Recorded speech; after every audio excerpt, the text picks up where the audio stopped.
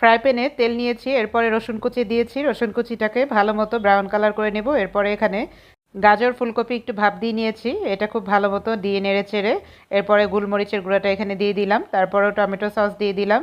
তো একসাথে ভালোভাবে একটু মিক্স করব। তো মিক্স করা হয়ে গেলে এর মাঝে আমি এখানে সয়া সস দিব পরিমাণ মতো। তো আপনারা আপনার পরিমাণটা বুঝে নেবেন। এরপর পেঁয়াজটাকে দিয়ে দেব, তারপরে আমি ক্যাপসিকাম সেটাও দিয়ে দিব। তো দুটো একসাথে ভালো করে দেওয়ার পরে একটু ভালো করে মিক্স করব।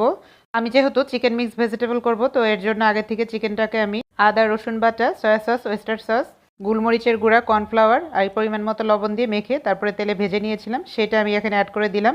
আর এখন আমি দিয়ে দিচ্ছি ওয়েস্টার সস। ওয়েস্টার সস দেওয়ার পরে খুব ভালোভাবে মিক্স করব। তো আমি কিন্তু 1 মিনিটের ভিডিওর মধ্যে খুব তাড়াতাড়ি বলে দেওয়ার চেষ্টা করেছি। লবণটা চেক করে দেখেছিলাম, তো একটু সামান্য পরিমাণ লবণ দিতে হবে। তো লবণ দেওয়ার পর আমি খুব ভালোভাবে মিক্স করে নিব। ঠিক এভাবে একদিন রান্না করে খেয়ে দেখবেন কতটা মজা হয় খেতে।